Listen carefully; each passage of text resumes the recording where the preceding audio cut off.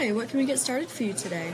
Let me get a number 2 with large black coffee, please. That will be $6.66. Wait, I've heard your voice before. Didn't you used to work at like 911? Sir, that will be $6.66. But the guy with the horns, he wouldn't let me turn it off. $6.66. Oh my God.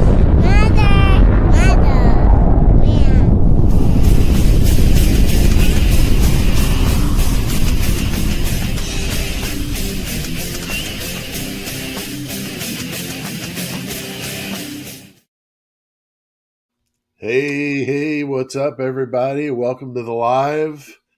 Got my good friend, Mr. A.R. Hayes, in the house with us. What's up, A.R.? I'll give you the horns high. I'll give you the respect for the love Nice. that you show, inviting me over to join you today. Hell yeah, hell yeah. And what's it like over there in Las Vegas right now? Can you like boil an egg on the sidewalk, or what's going on? Yeah, it's 113 degrees today. I'm not going outside, and the dogs don't want to go potty either. 113, for God's sakes. I'm My telling you. parents down in Arizona were talking about it was not quite that, but pretty close, but 7% humidity. Well, the bad thing about Vegas is they've made this place literally pavement galore. We don't have any nice looking landscape anymore. No free water other than the Bellagio fountains. So they've allowed this place to cook itself to the high heavens. So, but it's good to see you, my friend. It's good to see you. I know. Yeah. A lot's been going on around the spectrum. I know behind the scenes you've been working hard on your writing. I have been. Got started on the book, and everything's going really well. I got some software that I use called Scrivener for any writers out there that are looking for some way to kind of organize their thoughts and help map out their books and stuff. It's really good. It's very cheap too, and so it's a good tool for that. I used it on the last novel I wrote, and then the last collection of short stories I did. So I've used it a couple times now, but yeah, it's been going good, and I've been pumping out videos as often as I can, and trying to get my arms around this whole crazy plea. I got your text message on Thursday. I was heading to a doctor's appointment, and I saw your name pop up on text message, it was just Kohberger pleads guilty, and I was like, "Oh my God, what the hell?" I mean, how surprised were you at that? It's funny because how they've kind of given the timetable of how, the defense approached on Friday to the prosecution. I learned of it somewhere like midday Sunday before they really announced it. And I blew it off, Pete. Like I call, I literally was shaking my head at the messages that came to me, and I was calling them bogus and liars and everything else. And then, of course, the news broke, and I'm still, I'm working my way through my thoughts. I think that this is a difficult thing because, in our content, we try to go with the flow of how we're feeling and what we're thinking at that moment. And I put out some content that really kind of struck wrong with some people, but it flows. It's an ever flowing opinion and thought. And then as you kind of grasp everything, you start to formulate different thoughts. And I'm right there with everybody else. I've got so many questions that legitimately in my mind I would love to be answered, but at this point, I think I'm coming to the calming effect within me that they most likely never will be. And Yeah, that's sad. That's truly sad for everybody that's actually directly involved in this case, from the victim's family, Steve and Brian Kohberger's family. It's a very sad thought to think that here we are 3 years after the fact, Pete, and we still have the same exact questions. I know. I think that's the emotional roller coaster that we're all enduring. Yeah, it's like a sick joke, you know. It's like, man, you get people all fired up about a case like this one, and as we've talked before in previous lives and previous conversations, I mean, we've followed both have been true crime fanatics for a while, and man, there's not really anything that compares to this one, other than maybe Delphi would be the closest I could come to just the straight up craziness. But that Barry Morphew case is interesting. How they just arrested him and that incident with his wife. I'm thinking about doing some work on that one. I know we're going to talk a little bit later about some other cases, but that would be one I think that would be interesting. But Idaho 4, just the rabbit holes, all the suspicious people, and I just did a video about it, AR, about people that follow this case, and they've been just completely obsessed with it, and then all of a sudden you get the rug pulled out from under you with this. And then what about the other people involved in this shadiness? Like, even I did this, talked about this in the video, is if you took Kohberger out of this, let's just take the guilty plea just completely off the table. Doesn't matter if it was somebody else who did it. What about everything else, like the Dylan and Bethany stuff? Like, that didn't happen, like it happened is what I'm trying to say. And what were they trying to hide? I mean, I'm sure there was probably party favors was part of it, but it just seems like we can't just say that, okay, he's guilty, so now the rest of the story is just nothing to see here. I think that there should be, and I know there won't be, but I think there should be an investigation of all this other crap and get this figured out. But I know it won't happen, and it's so damn frustrating. I wish they would do to him what they did with BTK. Make him tell the whole story. If he truly is the one that did it, let's hear it out so that the rest of us can put this thing to bed. But unless they do that, there's always going to be this air of, did he really do it? Did he not? Did he really? Did he not? And what about Dylan? What about Bethany? What about, Jack DeCour and Showalter and all these other characters? I mean, you mean to tell me they were just, baking cookies that night? I mean, something was going on. I mean, it was very obvious something was going on. And I'm struggling with the idea that Thompson and his group of prosecutors are just assuming that we're just going to just forget about it and just move on to something else. And I think that's very valid points, everything that you're discussing. And it's going to leave a wide open door for long-term pointing of fingers, long-term discussions of what could have possibly led into this, who else could possibly. Nothing has been shut down. And I've always stood innocent until proven guilty. And nothing about that has been diverted in the way that I think or the way I view things.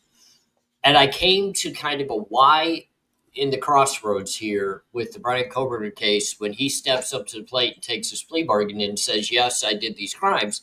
Well, now I'm stuck. You've got this why to where you've got to choose which route is best suited for your frame of mind or your thinking of where you want to go. And I'm still stuck in the middle saying, okay, I get that a confession literally most times means guilty.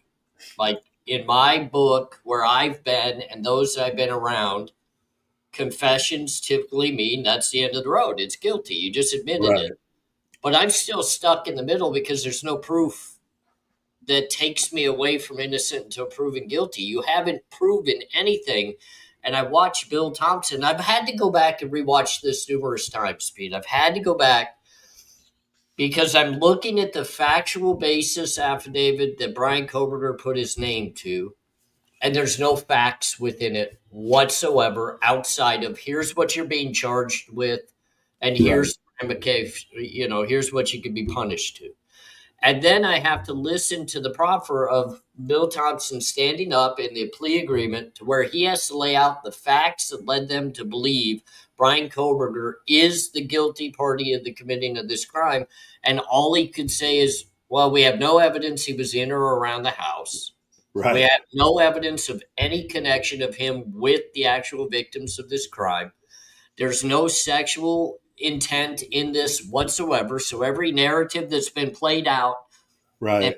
through the mainstream media plays no part within this. And then I'm scratching my head going, well, how am I supposed to look at this kid and formulate my thoughts in a guilty manner, even though I put out some material that people don't like. Like I put out some content that literally says, hey, guys, he Right. stood for all of us. You have to listen to what he said. He says he's guilty. So we got to take Right. his word for it that he's guilty. But at the end of the day, Steve Gonzalez is exactly right. You did nothing to prove this guy is guilty. And then you strip it out of the hands of a trial to where the proof could have been demonstrated to put all end to this case altogether. And now it's a wide open, it's a free for all from now until the end of true crime.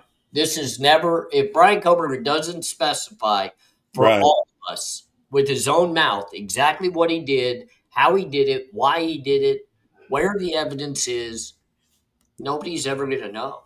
Nobody's ever going to know.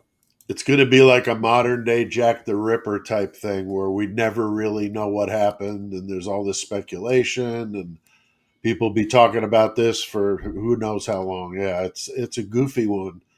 Um, Getting some really good chat over here, AR. I know your vision is suffering right now, and I've got like eagle eye. I told the lady at the eye place, I said that I'm able to feed off of rabbits in my yard from being perched up on my roof, just zeroing in like a hawk and just taking them out. But so I'm going to check the chat out here. But we got the usual suspects here: Catherine S., Donna Lembo. My mom is there, AR. So we got to be on our best behavior. Uh, Carl Thomas is in the house. Just got a lot of people here. True Crime Unleashed. Angela G. Cheryl Bourgeois. I hope I pronounced that right. I'm definitely not a French speaker. We get some people here from South Africa, which is awesome. So very, very cool. Good to see everybody, and welcome to the live. We're just kind of doing this. I was funny. I was talking to my wife. I said, "No, I got the last night."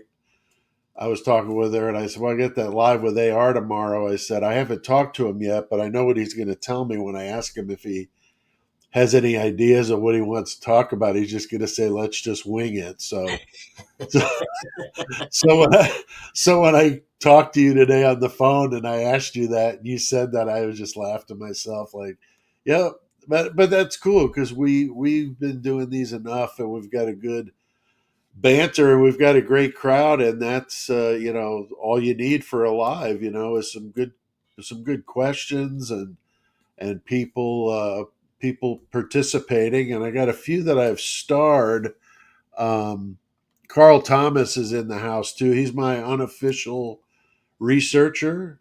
Um, Unless he accepts the role officially, I'm going to call him my unofficial researcher. But Carl is amazing with really good comments. Um, but here's one that I wanted to bring up from Catherine S. OFFS Viviana. I'm not sure what that is. Do you know who that is? Yeah, it's a Uh, creator. right, but what's OFFS? I,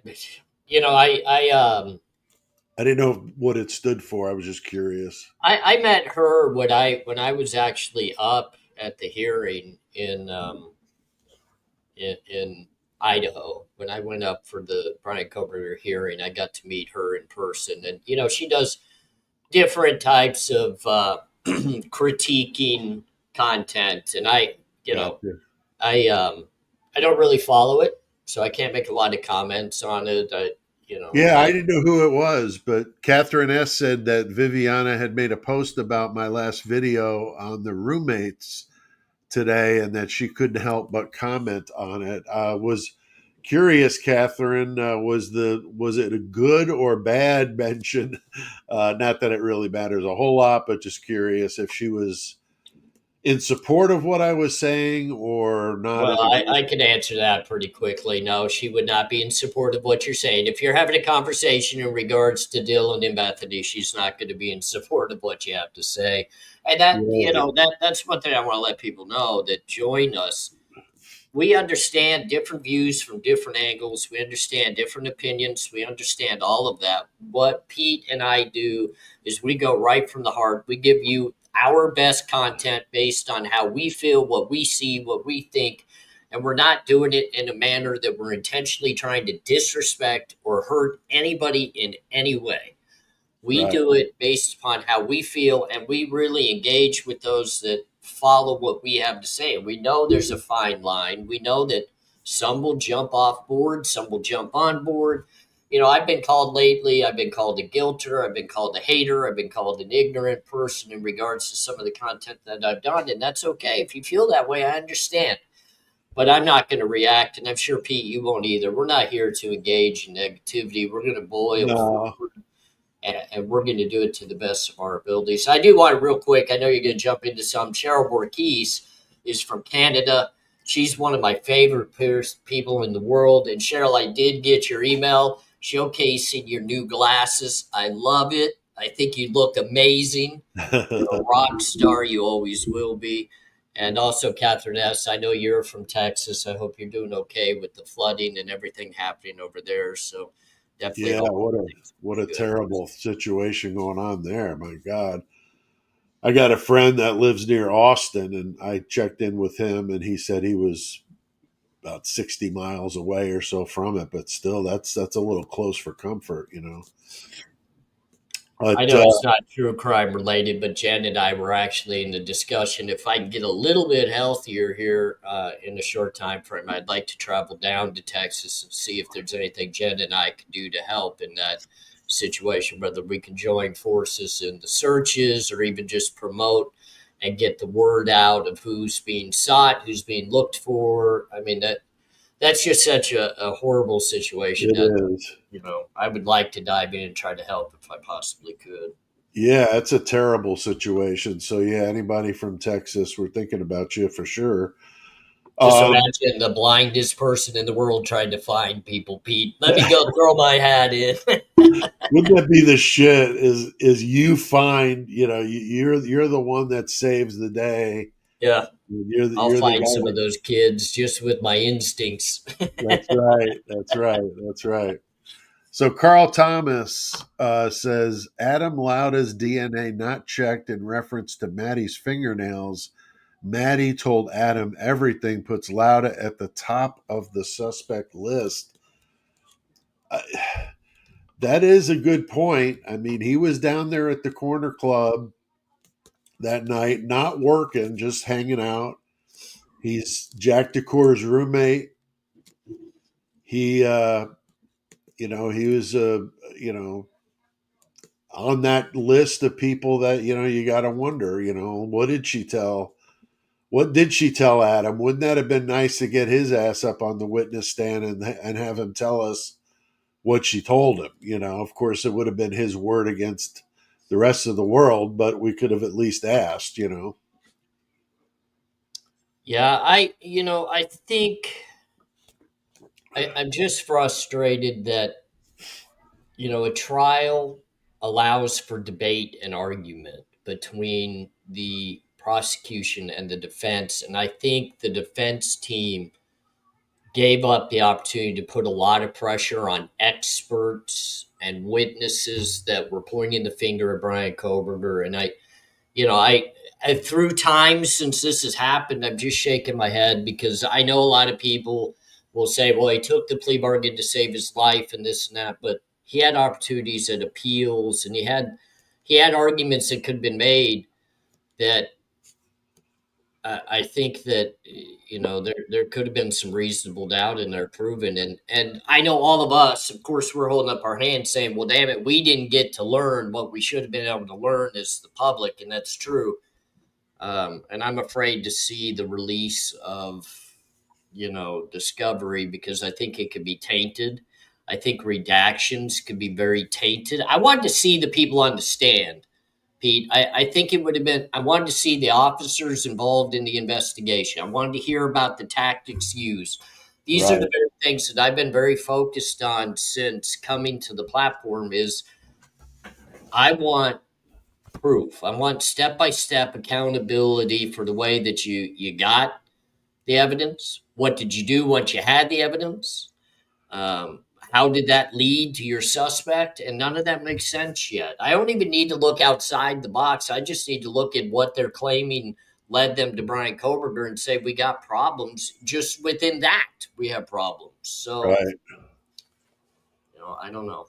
I Yeah, don't know. there's just so many unanswered questions, and unfortunately, like we both think that this is probably going to be the way it's just going to be, and that's hard for people to wrap their arms around. I mean, honestly, I think a lot of us are just kind of dazed over this whole thing.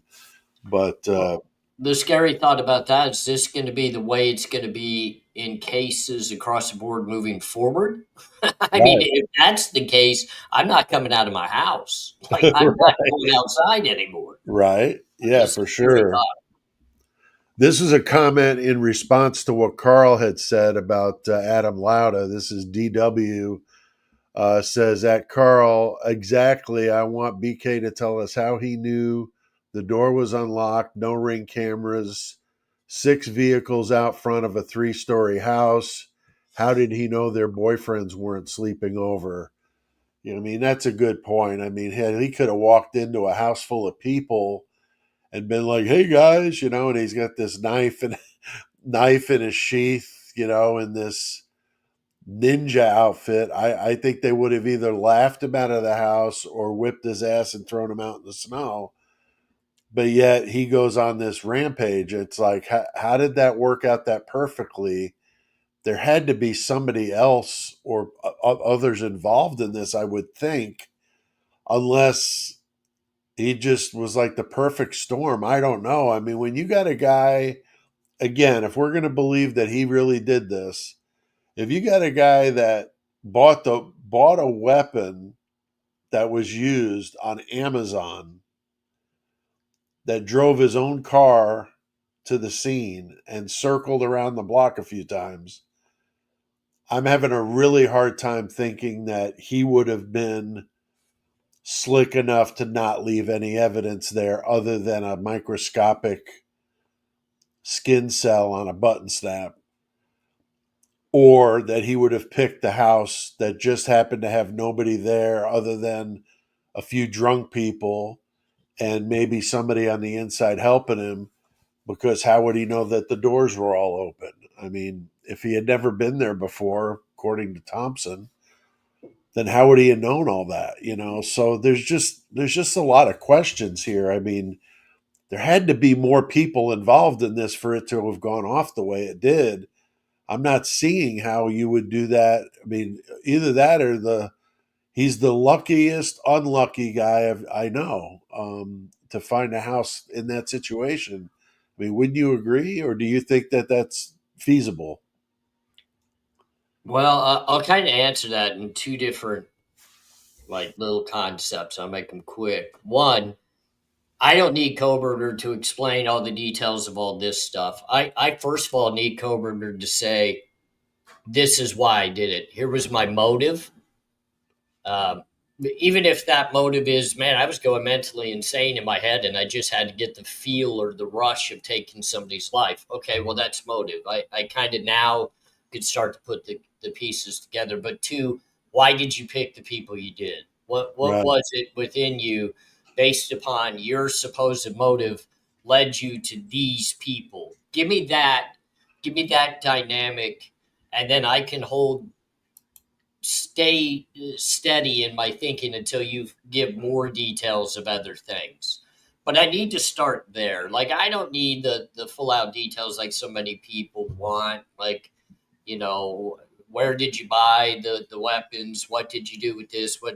Let's start with the basics first. Let's get there, and Yeah. then we can maybe start to uncover some stuff. But the one thing I will say is I've kind of had time to sit back and think more just in regards to the plea bargain in my experience, and trying to kind of piece things together based upon what I've seen through others. Obviously, I've never been death penalty eligible cases. I've never been through capital, so I never had to plea bargain in any of these senses. But I've known people that have.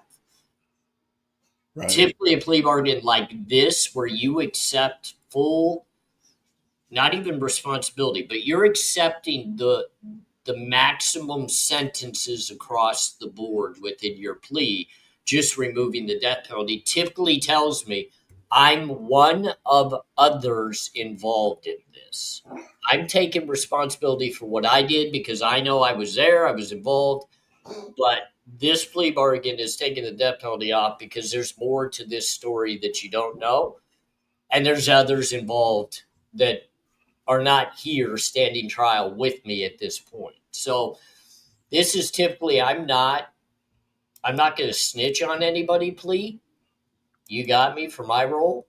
Right. There's more to this story because the prosecution should have never come off.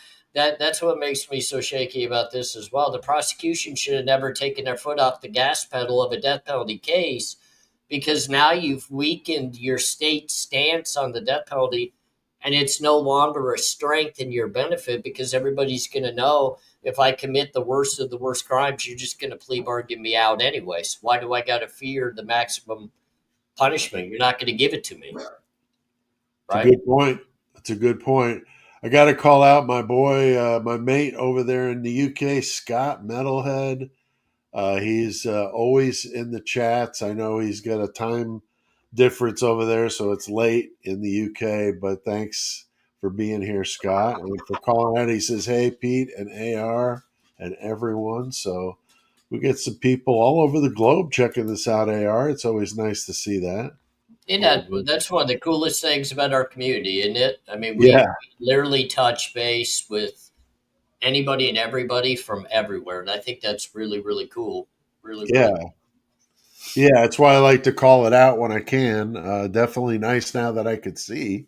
I could see all these nice comments and stuff. And boy, we're bringing in the big guns on the lives here. AR with my two top mods, Donna Lembo and Catherine S. Just absolute brutality. If anybody thinks they want to get stupid in here, they're going to take some care of great it. ones on my side as well. I see We don't Twizzle even. Sticks here in the house, and Twizzle Stick and I have a good little friendship outside of YouTube where we talk about real life, and I'm That's so cool. appreciative of him stopping in to show support for you and I. He's a Oh great. yeah. I got to meet him when I was up in Idaho, and we spent some time together. We ate some food together, and Cool. it was good times. So good That's people in the awesome. Yeah. house for sure. Thanks to everybody who's helping out. Yeah, we sure appreciate it. Got a pretty good crowd here, a couple hundred according to StreamYard. Although I have a hard time figuring out how they figure this, because I know when I look at how many people watched it when I get done with a live, I'm usually somewhere between 1,000 and 1,500 watched it. But the number here, I don't know if that's in the chat or what that number signifies, but whatever the case may be, appreciate everybody that's out there. We got a pretty active. StreamYard's like the state of Idaho prosecution. You just can't trust a damn thing they're saying.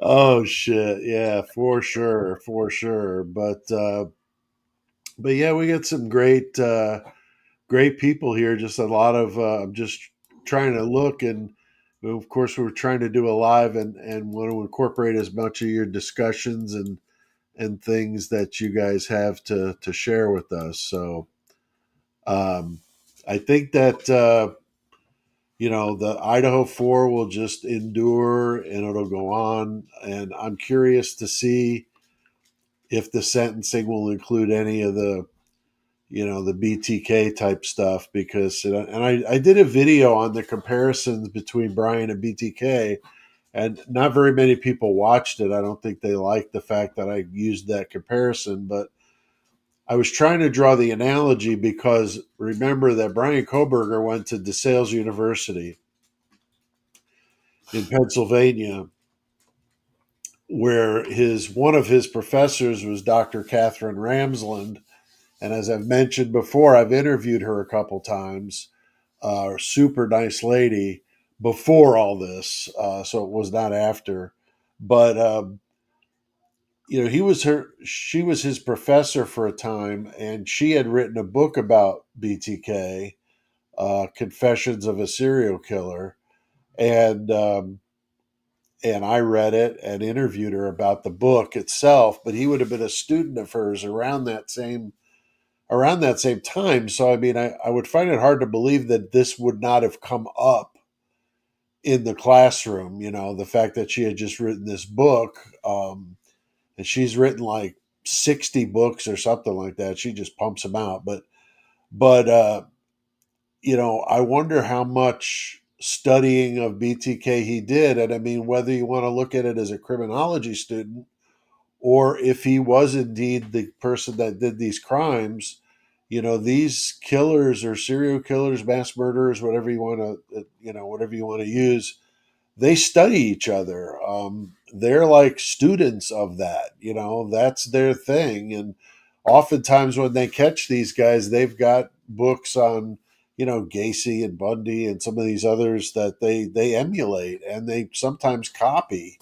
And I just wondered how much BTK may have influenced him, again, whether it be as a criminology student or as a perpetrator, if he was. It'll be interesting, Pete, if you remember back to when they searched his parents' home during the arrest. They took into evidence a book with an underlined passage within that. Right.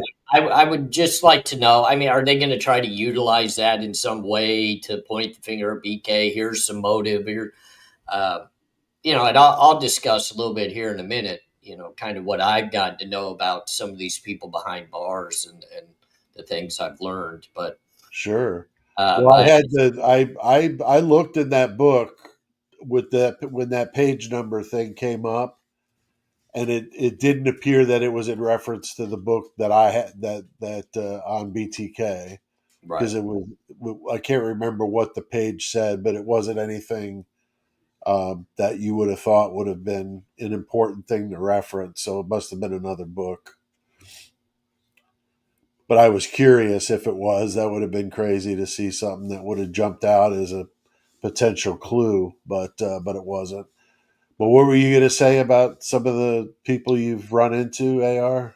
Well, unfortunately, in my incarceration, both in jail and going into the penitentiary, especially in Arizona. So in Arizona, I was housed with a variety of people, even, down to the smallest, I want to say, smallest level of a gentleman that took the life of his wife. He used to be the Phoenix Suns trainer. Um, and he was on Dateline and all these different things. And literally, he was on a low level yard because they deemed him not that big of a security risk. His wife asked him to do the crime. But then I was around people like Mark Godot before he was sentenced to death, who 100% claimed his innocence in all of these brutal attacks and murders after serving a 17-year sentence in the penitentiary, being released early. And he was living what seemed to be a normal life with his wife, who clearly came to the table saying he could not have done it. He didn't do it. And the cops framed him. But then you get to know some of these people behind bars. And you could tell a very clear difference between the people they were born to do this. Like it was in their nature from very early in life. And then you have to compare that to people that literally just made a mistake or it was a spur of the moment decision that took someone's life. There's a major difference between these types of people.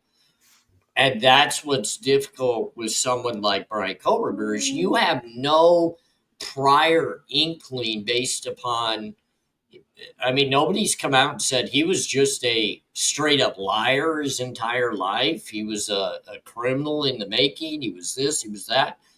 And substance abuse doesn't mean that you're going to turn out to be this just Right. easy life taker. I'm trying to be careful with the wording. One, because your mom's in the house, but two, I don't want YouTube to strike us for some stupid reason. But Brian Kohberger comes across as a kid that, yeah, maybe potentially he had some issues mentally, and maybe had some emotional issues, and he might have had a lot of chaos within the social realm of things.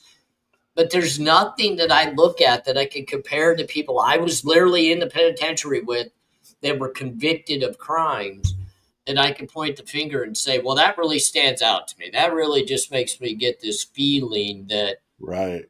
just because he studied things, Pete, you study things, Right. study things. Look, I've watched almost every serial killer documentary you could possibly imagine. And I even went through a wave that I was really into the shooters, the serial shooters, the people that planned these mass shootings, especially the one that happened here in Vegas. That doesn't mean I have any inkling within me that I want to go do it, or I Right. had the, let's say, the inner ability to do it. I think I would cower out at the last minute. If I ever thought I could do it, I would probably cower out and Yeah. just not have the heart to do it. And nobody's proven to me that Brian Kohberger, beyond the social, maybe hardness of connectability with other people, or his want to become more intelligent on things, nobody's proven to me that he had it within him that he could do it. Right. And that was one of the things I brought up in my video about him and BTK, because likewise, BTK had a very normal upbringing. Nothing about his, childhood jumps out. We're not talking about like a Pee Wee Gaskins or a Henry Lee Lucas that had these or Manson, these abysmal, childhoods in and out of juvenile homes and being beaten and essayed and everything else. BTK and Kohberger both came from very, similar type backgrounds. Did not act like, like you're saying, showing signs of violence. So it is really interesting how some of these guys can come from a seemingly normal upbringing and household, but yet do some of the most heinous things. So, I mean, while the more common is to come from the battered home and the bad situation, we've done enough of them on the Murder Metal Mayhem podcast that have, you know, Like flighted the Ed the Kemper, opposite. the Ed Kemper background, or Yeah, people like that. That's what I would see. Somebody that was capable to commit this crime against these college girls would be like an Ed Kemper type mentality and background leading to it. And I don't see that in the discussions I've had with people in and around Brian Kohberger. I don't get that feeling at all. I just no, I don't feel it. no. And Kemper, of course, hated his mother. Right. His mother was very dominating. His dad wasn't around. She blamed him for the dad leaving. So she was just a miserable bitch. Sorry, mom.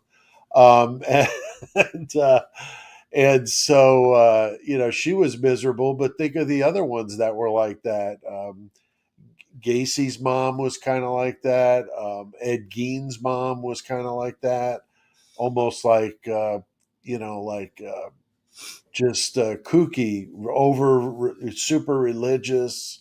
Women are whores and all this kind of nonsense. So you've got the so many different ways these guys come to be what they are, and that's what the problem is there isn't any one way. There's no like recipe for it. Some of them come from terrible upbringings, and some Leopold and Loeb, the thrill killers from the 20s or 30s in Chicago, they were both rich kids, so I mean they just did it for the thrill of it. I mean, I got to say, Brian Kohberger's parents come across as some of the nicest people, for one. I can't speak about day in and day out life, but they worked hard to provide for their kids to the point, even during the financial struggles or whatever the up and downs might be, they were able to get their kids an education. Um, they all still congregated back to the house, like they cared about each other. They did Right. holidays, they did dinners, I mean, God Almighty, the father went across the country. And here's one thing that frustrates me. And I'm not going to speak negatively about victims' families, other than one thing. Don't get on national TV and voice that you have the flight records and this and that of Brian Kohberger. So what? Yeah. That Be quiet about it. Allow this to play out. I understand you're unhappy with this not going to trial, Steve. I 100% get it. I support you. I think we all think this should be in trial. We're all upset about it. Don't go at Brian Kohberger's parents. They didn't do anything but love their son. Nothing out of the realm. So these questions of, could the dad possibly be in, but get this stuff off the table already. Yeah, that's Get ridiculous. this stuff off the table. The parents did all they could. Trust me, I'm a son of a family that had to distance themselves from me because of my actions and my decisions. My family did nothing wrong at any point in time. I just made my decision. So if Brian Kohberger did in reality make this decision to go this way in life, let's get off the parents immediately. They had no part in that. Let's get off of Yeah. that. No, that's a good point, AR. We got a question for you, AR, from Joanne H.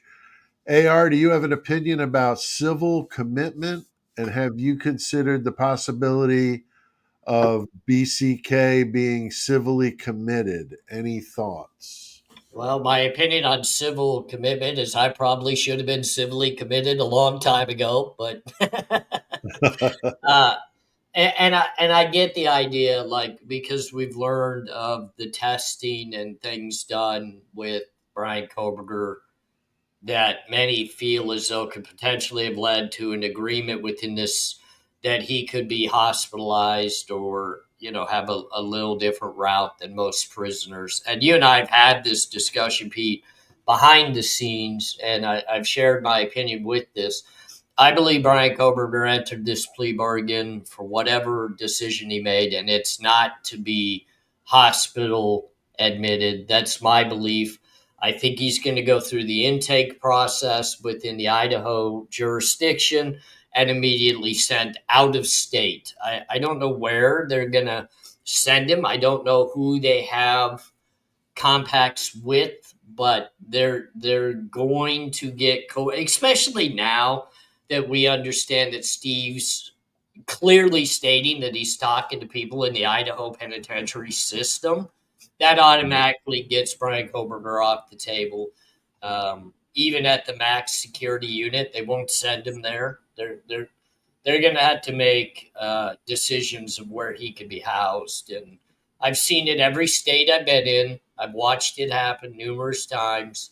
Chris Watts is a prime example. They're Right. going to get Brian Kohberger out of Idaho, and they're going to send him uh, to a quieter place, a place where Brian Kohberger can get his feet under him. And I did reach out to a few people that are way more knowledgeable, Pete, than I am in situations like this. And even in the plea agreement and what it would take for Brian Kohberger to get the case back open to maybe exonerate himself. And there is opportunity for that. It's going to take new evidence. It's going to take new things, but there's always that opportunity.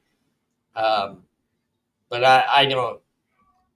He's going to spend a quick 60 to 90 days in the intake center in Idaho, which, let me tell you, that intake center in Idaho sucks, Pete. It sucks. And,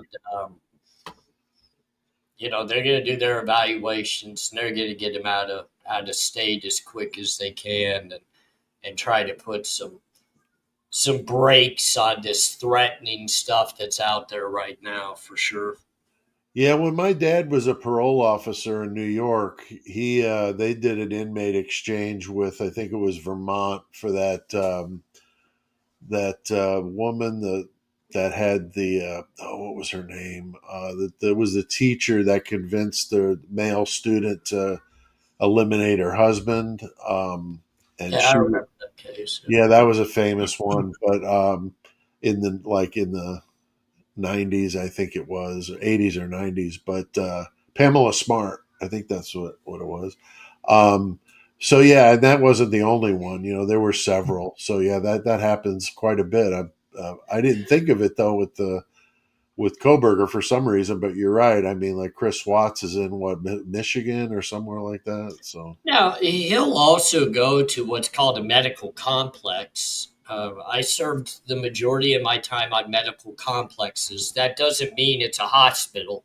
It's still a prison complex that has a medical wing to it. I was diabetic, and doing, the dialysis and things of that nature. So I could only go to certain complexes. I couldn't go to others, right. meaning that they had to have like higher level medical services on that yard. Now, let me tell you, I went to Rincon Unit when I was in Arizona, which is Tucson, and it's a medical complex. It still had normal inmates, close custody, high level inmates on it, but they had an area that was deemed the mentally ill, and I felt horrible for them because they had literally had the least amount of privileges on the yard. And you would watch them as we were out at rec in our big caged area. We could see them come out of theirs, go to the chow hall, and they would be running to get cigarettes out of the cigarette ashtrays and stuff because they weren't allowed to have tobacco like everybody else was. They weren't Oh, even allowed to have TVs in their cells. oh Like wow. I literally, at the end of the day, as I learned more about the things that they went through, I felt bad for them, all Yeah, because they were deemed mentally ill and they needed medications. They had to live like that. That was kind of disgusting to me. But I don't see Brian Kohberger having those types of stipulations. I see him going medical complex, different state, um, and he'll get treatment. He'll and he'll get. Of course, he's going to be mentally evaluated, as you and I both know, Pete. For the next 20 years, they're going to try to figure out what's going on. But oh yeah.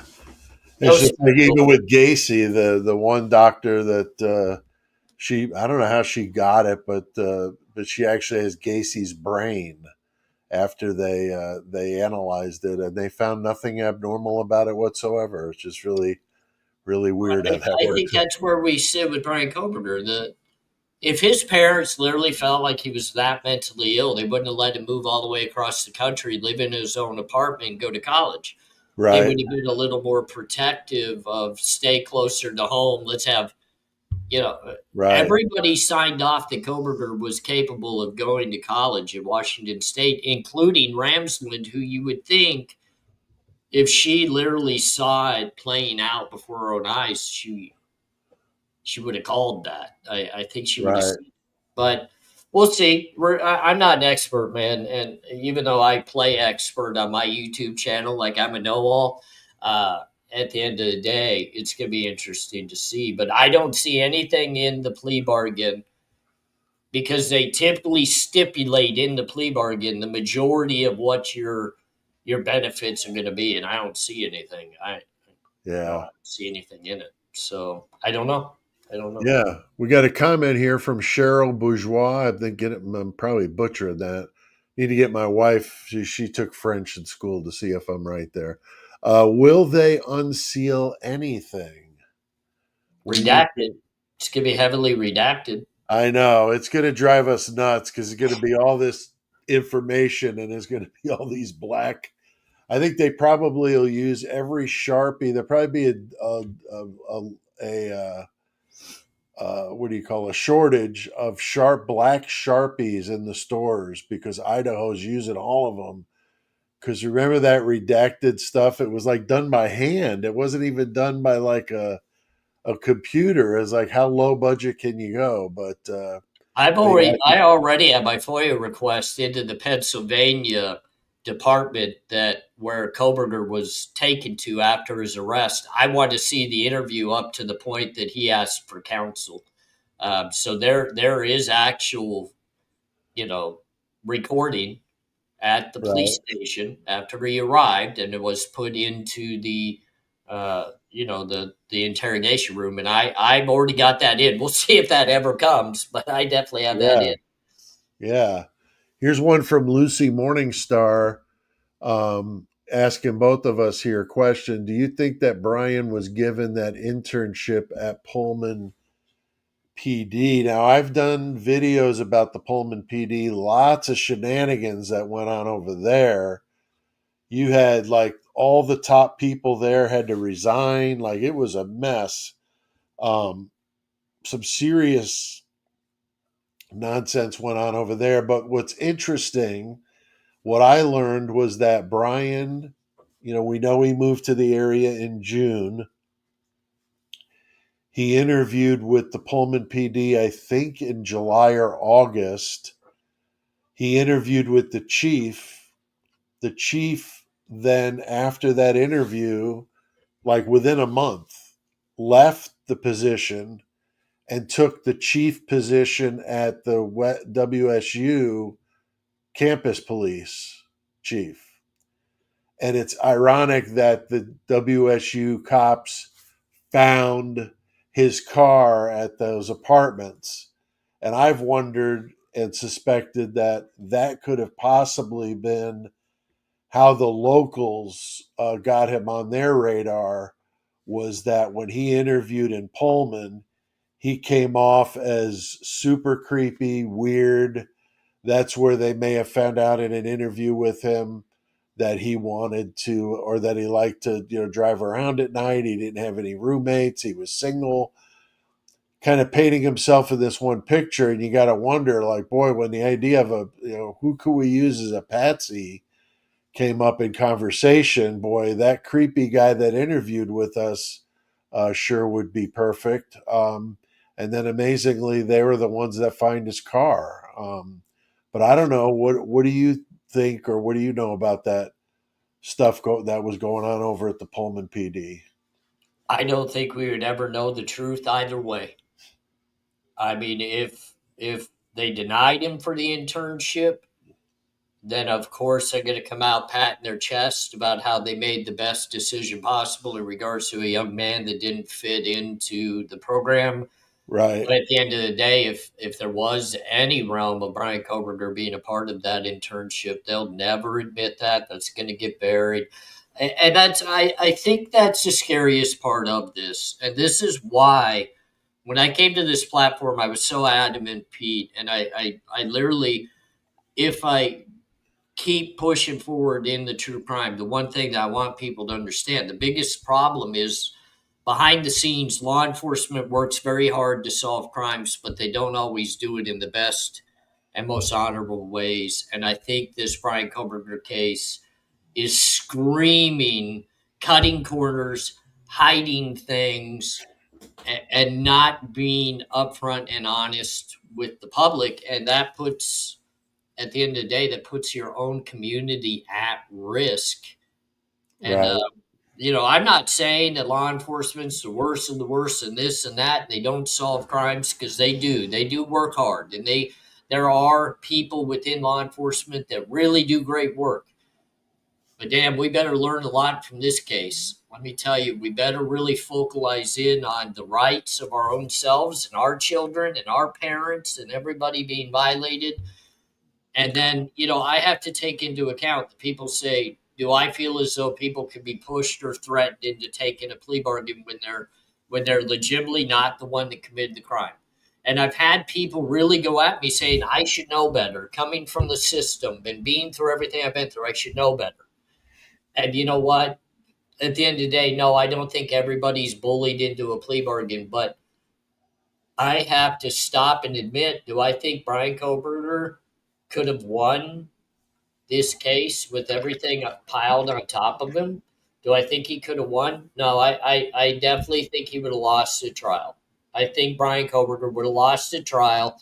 The death penalty would have been weighing over his head. But my only thing that I say pump the brakes is the appeal process. I think there was so much ground that he stood on in the appeal process, and I'm saddened by the fact that he stood before all and took this plea. That's why I say I just think it's the dumbest plea bargain ever agreed to in the history of plea bargains. Right. I just wish there were better circumstances on both sides. I wish there was more transparency within law enforcement in this case that could have eased their burden if they really got him. I just wish they could have shown that factually and honestly. And I think there's a lack of transparency on that side. And at that point, this case is forever going to be looked upon as a disgrace of an investigation. It's going to be a disgrace of a prosecution, even to the point the victims' families are screaming, this is BS. Yeah. The victims' families are screaming that. Right. It's Definitely. pretty sad. And if this young man has to be housed in the penitentiary for the rest of his life because he was bullied into this plea bargain, knowledgeably knowing he had no chance of winning this, that's sad. That's really sad. Yeah. We got one here from Aggie that says, Pete, I am sorry you're way off with WSU. So, well, we are all entitled to our opinion. That was, you know, not everybody has to agree with me, but I think that there was a And I agree with this statement on the screen. I'm glad this one's kind of bold and white where I can read it. And I really enjoy Don't Be Hating. This individual has rode with me, Pete, from the very beginning of me joining YouTube. nice. And I understand, like, we've even had disagreements, we've had difference of opinions, we've been through the ups and downs where they want to leave YouTube and stop watching, I want to leave YouTube and stop creating. But at the end of the day, we always come back to the very same place. This is a much bigger deal than just Brian Kohberger. This is everybody. This is the rights of United States citizens, all the way down to the IGG violation. I mean, we were told flat out they broke protocol to do that. And nobody, well, I'm not going to say nobody, many don't feel that's a problem. Are you serious? Right. Are you serious? So, contractual agreements to protect us as human beings living in this society, we make a contractual agreement with a company that states, I do not want these things done. I'm doing business with you because you say you won't do them, and then you do them. There's a problem. Now contractual agreements mean nothing. Nothing. Yeah. No, that's a good point. Now, AR, I've got something I have to do. I'm going to do this on live TV here, so to speak. But and I'm sure you can relate to this, but I have to do a CAT scan tomorrow. And I got this drink. I got a drink tonight. You know what I'm talking about? Oh, I know. I've been here. I know. That's why I'm telling you. And I set my alarm so I wouldn't forget because they said I have to have it at 8 o'clock. And it's coming up here 2 minutes. And I'm going to have to drink this. And I'm going to do it. I'm going to do it on camera here as we're talking. So if I start like spitting up or falling down because it's too disgusting, you'll have to take over the reins here. But I've had these before. It's not a big deal. But I think I'll cover for you for the moment. I unfortunately, because I've had a few CAT scans here recently, yeah, I know what you're going through, and that's what they like. Pete, I have to make the statement that people need to understand. Pete and I both, for the past time frames, have been dealing with harsh medical situations, and I know, unfortunately, there's many out there that haven't believed it or they've questioned it. Yeah. And Pete, I appreciate everything that you do to fight to still be here, and you're still being positive and everything. And I was talking to my wife yesterday because legitimately people that don't understand or don't agree or don't believe. I got a bill yesterday for $7,400 that I wasn't expecting. Oh, wow. And it's all because I had a cataract replaced in my right eye that I should have never even had replaced, because all it got me to was to the next doctor that said they can't fix the problem moving forward. Yeah, that Why sucks, the heck man. did I do that? So I get it. I understand, man. And I definitely appreciate your battle, and I appreciate everything you've come through, and keep Yeah, fighting, man. hey, Keep fighting. I've had some people think that I was lying when I said that I had my left leg amputated. Yeah, no, and And I had to take a picture of it and show them the stump, like, hey, here it is, but what I Uh, don't get is why do we got to go to that extent, man? right. That's the thing. Like, people have debated on whether I'm really going through this stuff. And behind the scenes, you and I talk on an everyday basis, and we talk with Unfiltered Lucky, and it's Yeah. not a coordinated uh, health lie. I mean, we're not coordinating our health lies here. We're just trying to survive another day and do it with our communities and enjoy time. So. Yeah. I mean, I wish I could be talking about something other than the fact that I had necrotizing fasciitis and almost died a few times for a year ago. It's been a year. It's unbelievable. Memorial Day was a year that it had been since I had gone to the hospital and all that had started. Crazy, crazy. But so far, the berry smoothie, not too terrible. I mean, I don't know if I would pick this as a drink of choice, but it's It's not it's that bad. It's not It's that not bad. on the recommendation list. Let me tell you, I've had a few of those myself, and I have not put it on a recommendation list yet. So, and I think that's one thing that you and I probably understand, and many maybe don't understand. It's very hard to continue to do this. Like, I have a hard time sometimes getting on the platform, not because of the hate or the negative. It's personal depression that I have the biggest battle of trying to overcome, is my own depression within me of even wanting to get up to do things. And Yeah, I try to not showcase it to so many, but I know you understand it.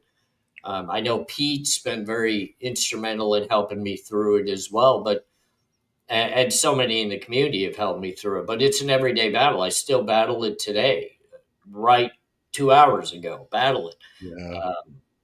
yeah, The depression mode of things is difficult, and that's why, like, I think emotions, when we come out and we're content creators, and I first started talking about Brian Kohberger and the fact that, hey man, if he wants to admit guilt, then he's guilty. That was an opinion I had. That was a feeling I had. You want sure. to admit it? I have to accept it. If you want to say you're guilty, well, damn it, you're guilty.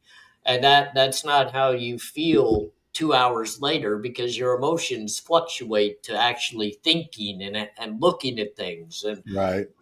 evidence wise, I will never see Brian Kohberger as guilty in this case based upon evidence. Nothing presented to me has given me a guilty feel for Brian Kohberger. I feel Agreed. bad for his family. I feel bad for everything around this.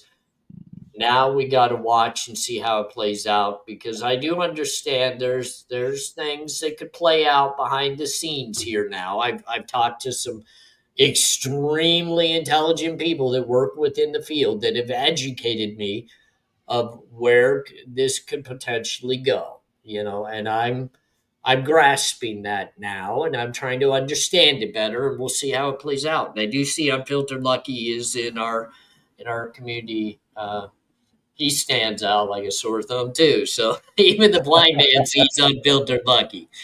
Oh, yeah. We got Lucy Morningstar here has a question or a comment.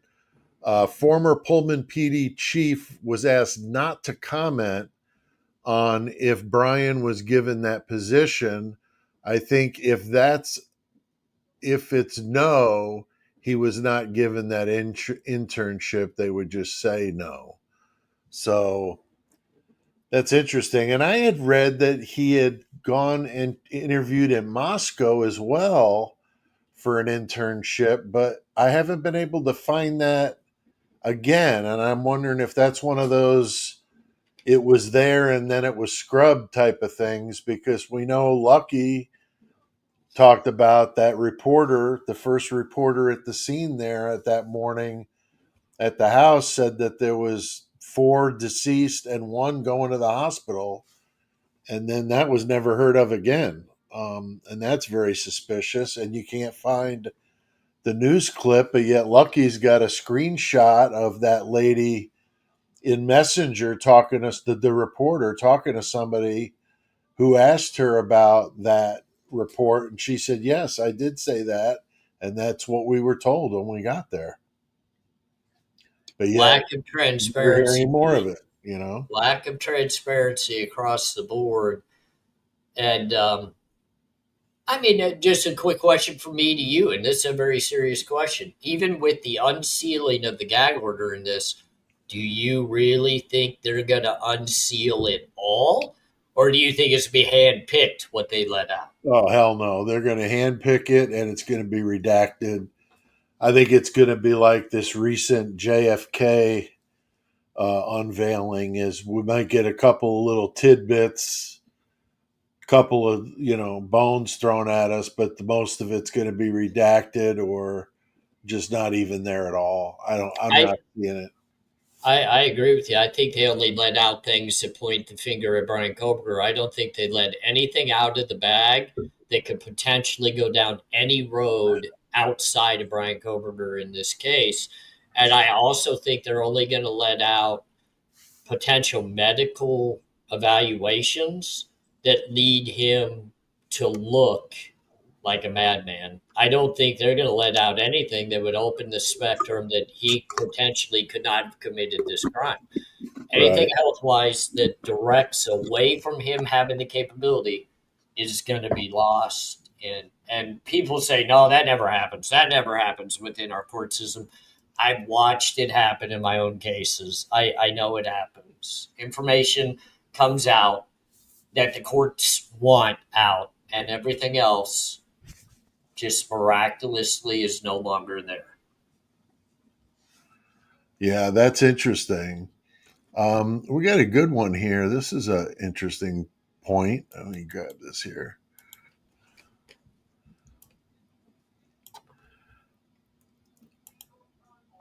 Can Steve G bring a civil lawsuit against Dylan and Bethany for not calling 911 for 8 hours? That comes from Sean Marie or Sean Merle. I can't quite make it out. But I don't know. I mean, that's a good question. I mean, I think anybody could sue anybody. Doesn't mean they're going to win, but boy, wouldn't the interviews with Dylan and Bethany be gold to get a video of that? All these other characters. Well, if they're unsealing everything, the interrogate, well, the interviews. I use the word interrogations, but Yeah, me interviews with too. Dylan and Bethany should be available. But at the end of the day, Steve G obviously still has the open capability to sue everybody and anybody involved in this from Idaho State. He and we know he's going to do that. I mean, he's absolutely going to go after everything that he possibly can of the state of Idaho. Will he go after Dylan and Bethany? Boy, that's an interesting conversation. That's an Yeah, interesting conversation. Um, he could, yeah, I think he could, could. but I'm Yeah, not sure he will. yeah, I'm not sure either. Happy Hound says Murder Metal Mayhem AR, you two are youngins to me, and I'm continually horrified by the cruelty, the lack of empathy and compassion that is indiscriminately shown to people these days. Uh, denigrating people. And I agree. I I mean, agree with I'm you. I'm thankful that my grandpa and both grandpa and grandmas on both sides of my family. I'm glad that they're gone, meaning that I'm glad they're not here to see the shit show that's going on. Because I can't imagine anybody growing up in that era, the World War II generation, having to look at this, because this is awful. I mean, I'm a disabled vet, but I'm just saying that, like, there's people that have literally bled for us to be able to do stuff like what we're doing right now, in foreign countries, all over the world, fighting for our freedom.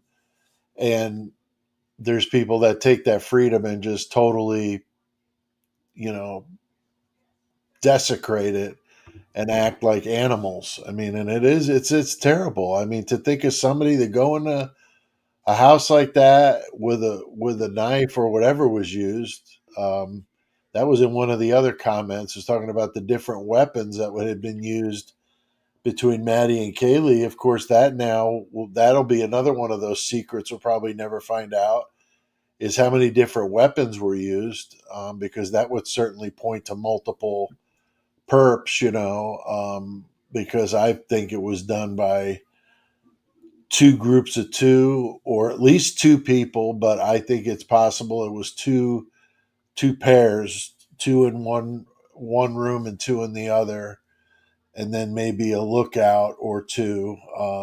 So I think there was, probably 5 or 6 of them over there, would be my guess. But that's why this Bryant thing totally throws a wrench in that. But did you want to say anything about this person's comment about the way things are today? AR No, is I agree. This is really sad.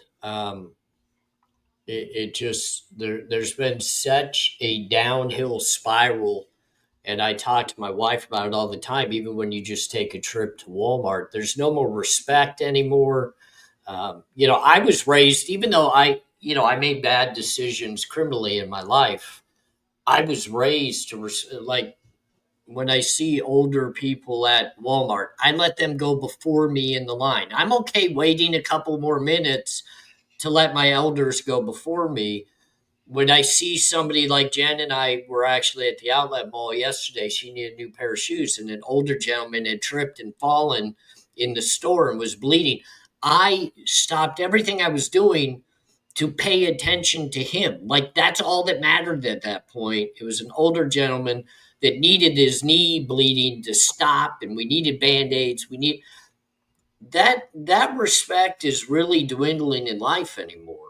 And it's sad.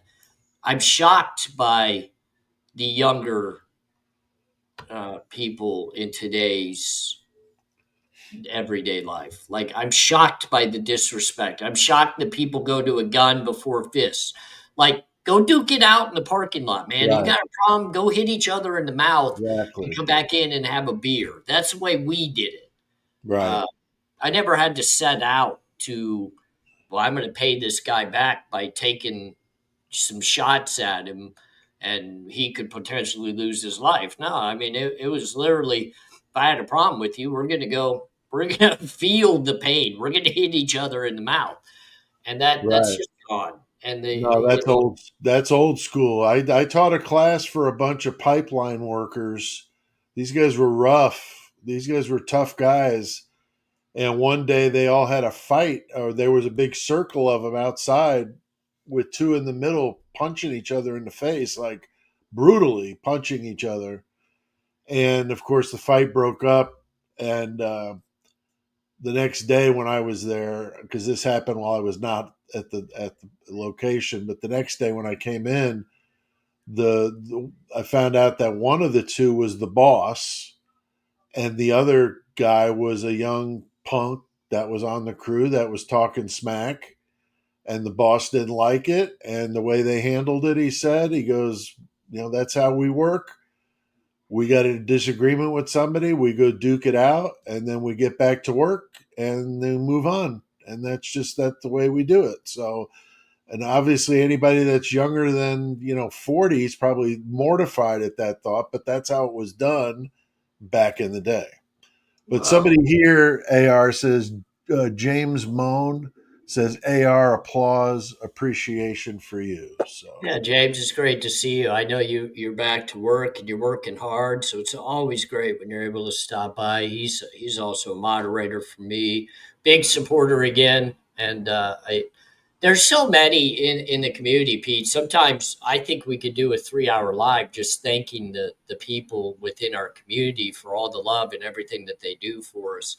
And right, that's what they like this conversation when it comes down to respect. I'm literally thankful for so many people in our community because they give that love, they give that respect, they listen to difference of opinions, and it's quite evident because look, Pete and I, we don't see eye to eye. We don't have the same opinions of this case or many other cases, but we have the respect factor that we can discuss it. We can learn from that discussion. We can high five each other and we move forward, even if we disagree at the end of the day of right, what the entirety of the case is. And that's right. what's so amazing about this. So Yeah, I wanted to say too, I've been failing to mention it, is hit that like button if you haven't already done that. Get some YouTube love.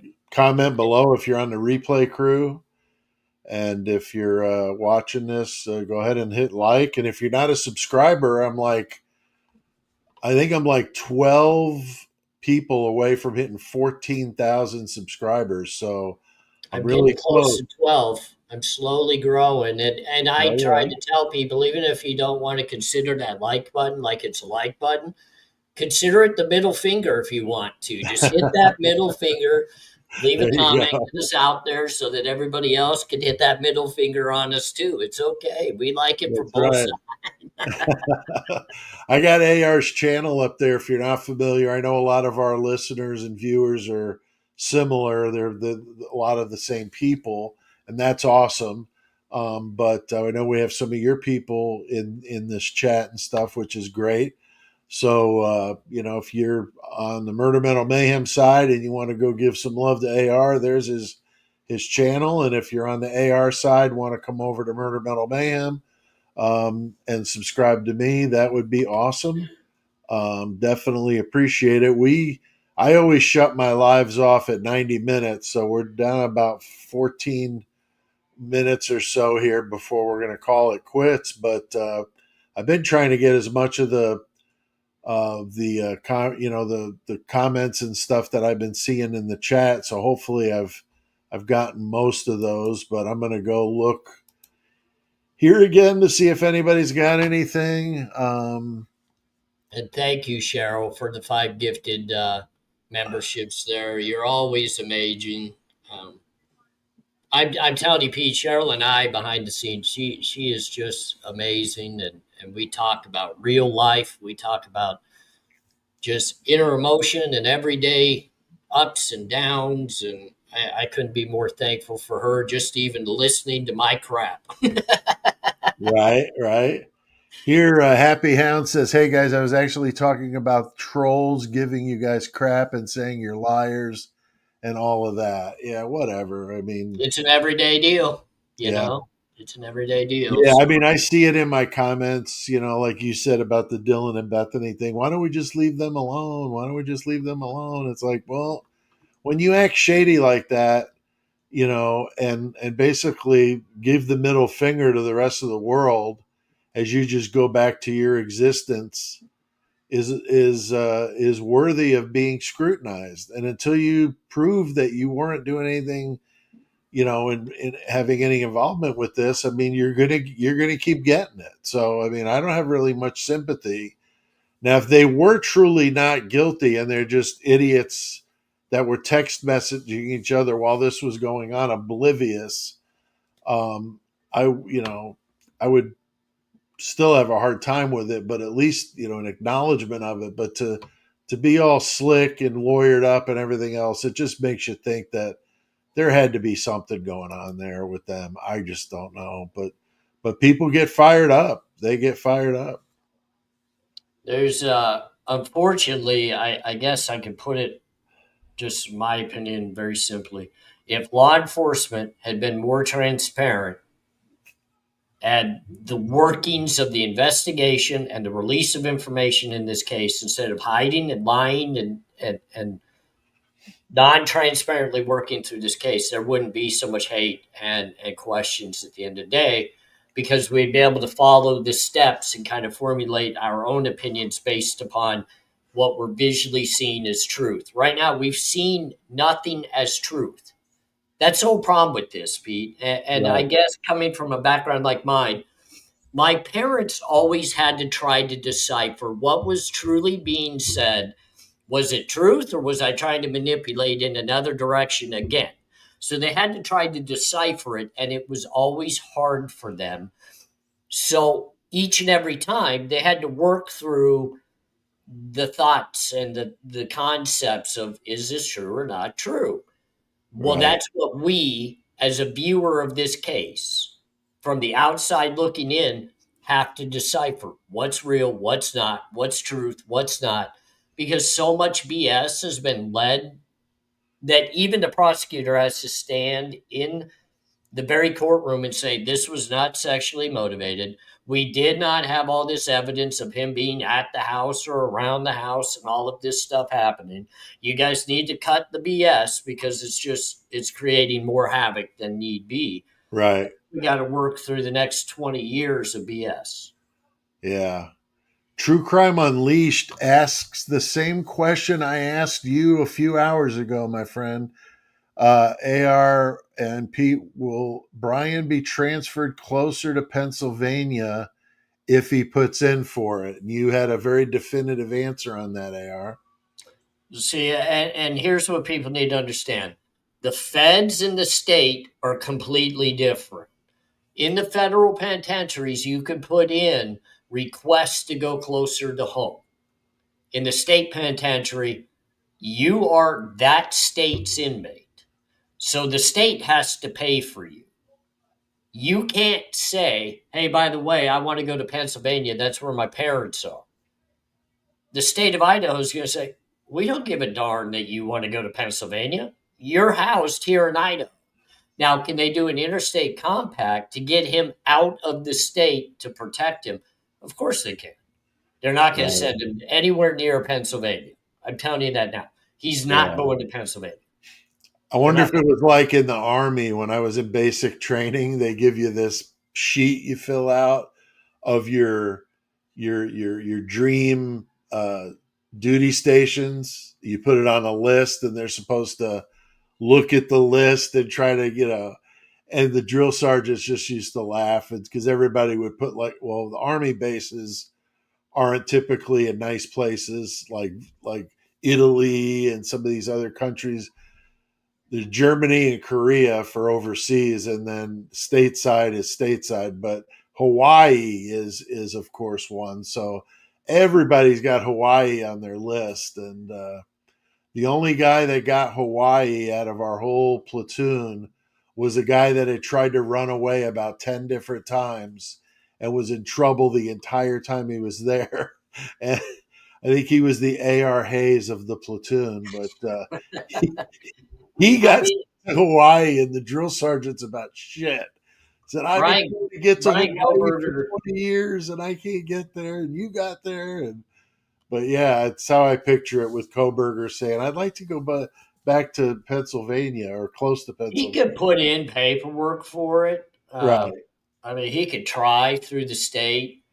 My when I was in the penitentiary in Arizona, my family was in New Mexico, and I requested to go to New Mexico because I already had a DOC number there, so it would have been an easy just transfer to New Mexico because I was already in their system, and they sent me freaking to Indiana instead. I mean, that's just the way I got to go stay for 2 years in Indiana. Then I hit Oklahoma, and then I got brought back to Arizona because they had interstate compacts with those states. So right. I went where they told me to go, not where I wanted to go. Exactly. It reminded me of the army based stuff. I think they would send you farther away than the place you asked for. Like if you ask for Pennsylvania, Exactly. they'll send you to Texas or something. Exactly. The opposite. Yeah. Exactly. Carl Thomas says the prosecution avoidance of the party favor issue from the beginning has brought on the travesty we see today. They definitely distance themselves from that whole, oh, it's a party house, it's a this, it's a that. And I don't know. I mean, everybody was saying that, so that you almost have to think that was true. But rumors could be, I don't know. Do you think it was truly a place where a lot of that kind of stuff was going on and sold and maybe stored there, like some people have suspected? I mean, I get the theory. I came out very early and said that this has an undertone to it that would have to be in some type of situation that involved something narcotic, because there's just too much hate in this crime. Too much.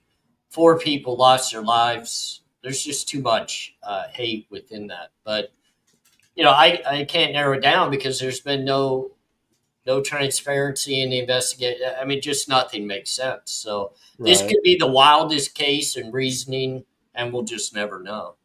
right. Yeah, I mean, it was, we see here, we spent 90 minutes, didn't pause once, did everything completely with not one note in front of us. I had on my list in my head of maybe going into some other cases, but obviously we didn't, we didn't have to, we didn't go there with that. But I'm sure there'll be time to talk about some other cases. I know Gilgo Beach is definitely on my radar. I know I've had people talking about Donna Adelson. I'm familiar with that case with the Charlie and all that. And that story is a sad one, and she seems to be like the mother hen. So that would be an interesting case to follow as well. But any that you wanted to mention, AR, anything? No, I'm just along for the ride, my friend. I just came in here. It was always great to join you. I appreciate the invite and Yeah, for sure. hangout time. I mean, I'm going to diversify. Obviously, on my channel, we're going to go a lot of different directions and cover many, many different cases. This is about true crime. I've never said that I was just a Brian Kohberger discussion group. So we're going to go many different directions. And July 23rd is a big day. It's the sentencing day. We'll see if he says anything. We'll see. That's right. That's right. Donna Lembo says, great live tonight. Excellent tag team duo. So, yeah, for sure. Thank you, Donna. And And for people that do want to know, yeah, I'm trying to get to the sentencing. I'm going to see if I can get up to Boise and be there. Don't know if I'll get inside or not, but even just be around uh, the aura, yeah, the people around the courthouse. We'll see if I can get up there. I will. yeah, that We'll would be see. cool. I need a wife that's able to drive me because I sure as hell can't do it. I know that's the situation I'm in, and I've got some different things going on that makes travel pretty difficult right now. But hopefully, in the coming months, I get all things back to normal again with my plumbing. I'll be able to do more road trips and stuff like that. But anyway, appreciate you guys coming to the live tonight. I will be back live again on Thursday, this Thursday at 7 p.m. I'll have Devil's Advocates in here with me. And AR, he was wanting to do a live with you and I one time. I'll have to get with you on that and see we can do a three-way panel with Lee. I think you like him, and I think he fits our vibe. He's definitely, anti, there's a lot of the stuff we were talking about, like you were saying about our rights, and we should be afraid of this kind of stuff because this could happen to your neighbor. It's could happen to your brother, your sister, whatever. I mean, people being, framed, or people being, somehow dragged into something they shouldn't be. So he's definitely on our team. So I'll have to get with you on that because that would be fun, I think. But appreciate it, AR, you coming on, and everybody else. We'll see you guys next time. Have a good one, everybody. All right.